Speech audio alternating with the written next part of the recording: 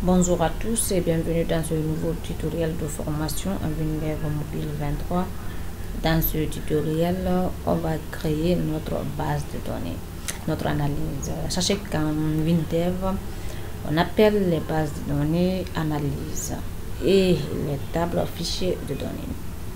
Donc, voici notre modèle conceptuel de données et vous voyez, vous remarquez qu'il y a trois fichiers de données, trois tables. Et on a la table groupe, la table membre et la table média.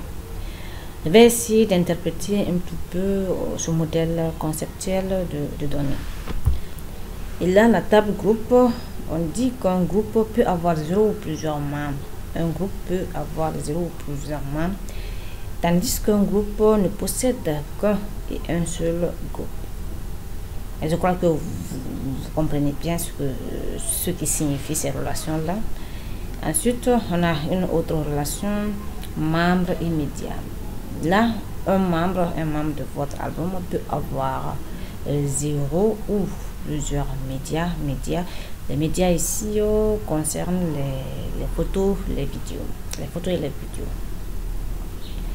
Donc, un média ne concerne qu'un seul membre. On ne peut pas avoir une photo qui a deux propriétaires, non. Une photo n'appartient qu'à une seule personne. C'est un peu l'interprétation. Donc, nous allons directement créer l'analyse.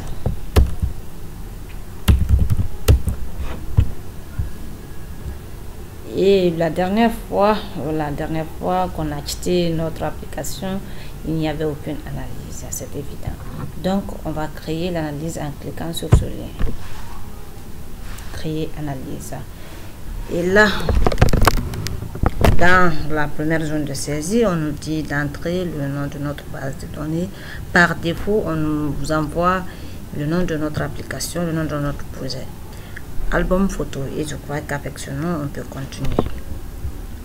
On va cliquer sur suivant et puis là il y a plusieurs types de bases de données. Il y a par défaut WinDev a une base de données, c'est la base de données HFSQL classique et HFSQL client serveur. Mais nous ne voulons pas de base de données client serveur, donc la première option sera bonne dans notre cas. On clique sur suivant et terminé.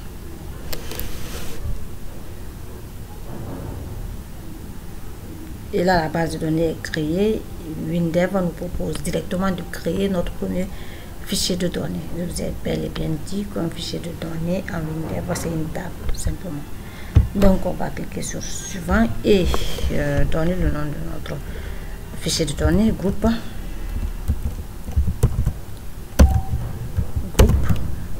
suivant et terminé. Maintenant, en ce qui concerne les attributs de notre table, on va venir voir très bien dans notre modèle conceptuel. On a un ID groupe, nom, couleur et code de verrouillage. Ici, à ce niveau, couleur, c'est quoi? À chaque fois qu'on crée un groupe, on veut donner une couleur de fond à ce groupe pour qu'il soit un peu identifiable. À chaque fois qu'on crée un groupe, on donne une couleur de fond au groupe. C'est un peu ça. Donc, on a nom, couleur et code de verrouillage. Voilà le nom de notre groupe. De type texte, à ce niveau libellé, c'est le libellé qui apparaîtra à chaque fois qu'on va manipuler ces attributs. D'ailleurs, on peut mettre la première lettre en majuscule si on veut.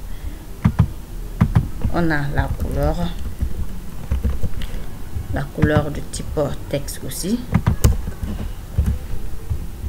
Ensuite, on a le code de verrouillage. Le code de verrouillage, on peut mettre aussi en texte.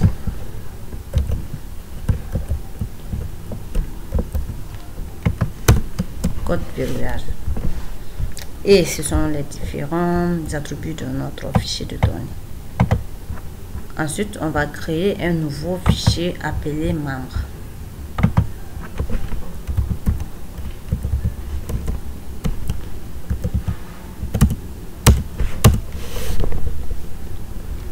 Au niveau du fichier de données membre, on va voir aussi les attributs. On a le nom, le prénom, le surnom, la date de naissance, le sexe, le téléphone et la photo. Donc, on a là le nom.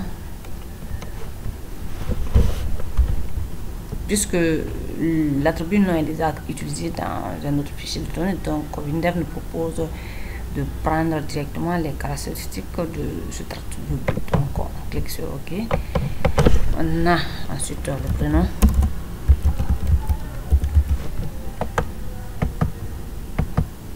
Le surnom.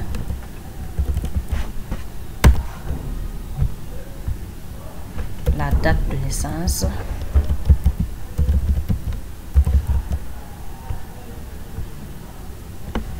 Le sexe. Le numéro de téléphone. La photo de la personne. À ce niveau, le type n'est pas texte, mais son image binaire. Son image binaire pour les médias. Et on va essayer aussi de mettre les premières lettres de ces libellés en majuscule.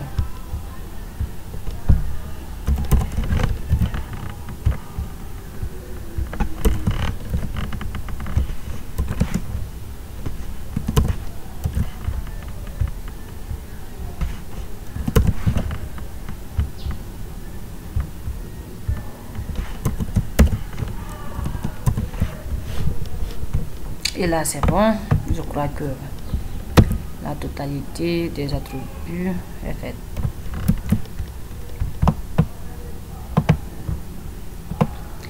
Et on a maintenant notre dernier fichier de données média. Ok, on a oublié d'indiquer le nom média.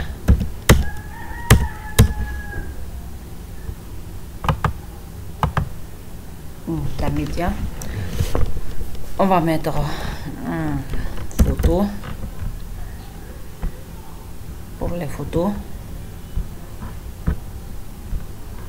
vidéo pour les vidéos, leur date d'enregistrement,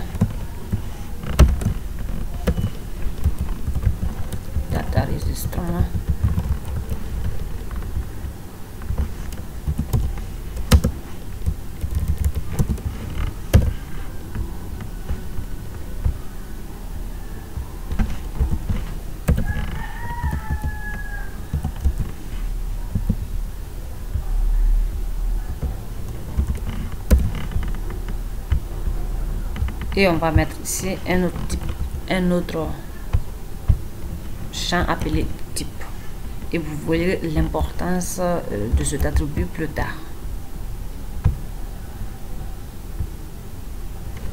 Et je crois que c'est fini, mais avant, d'abord on va mettre ces médias, on va changer les types de ces médias. Voilà, c'est bon.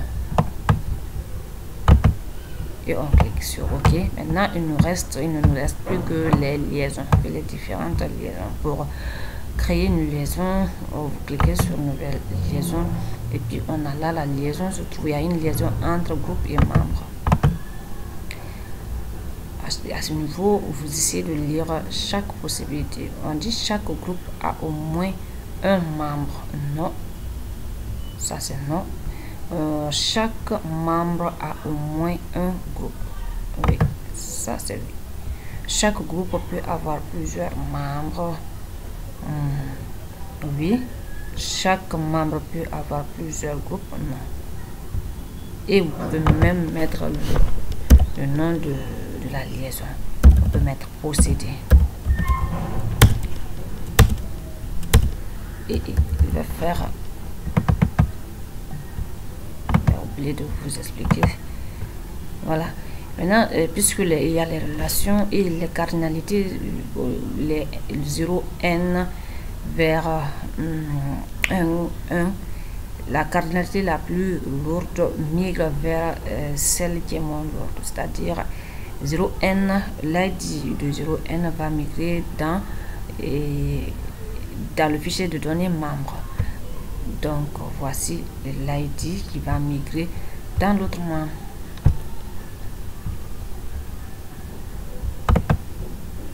Et voici maintenant les règles d'intégrité. On dit règles de suppression d'un groupe. Interdire la suppression d'un groupe qui a au moins un membre. Et ça, c'est effectif.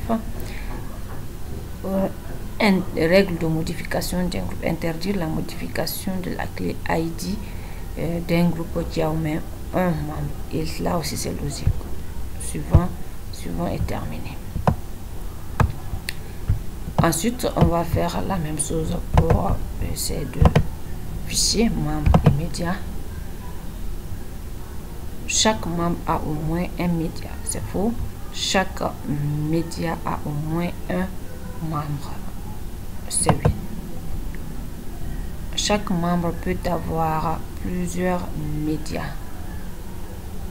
Chaque membre peut avoir plusieurs médias, oui. Chaque média peut avoir plusieurs membres, non. Et puis, on peut mettre ici avoir. Cette fois-ci, c'est ID membre qui va migrer vers le fichier de données médias. Et les règles d'intégrité, c'est un peu comme le précédent.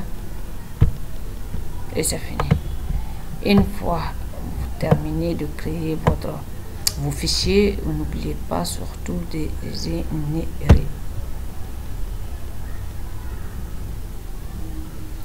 Et là, ça y est, notre base de données est créée.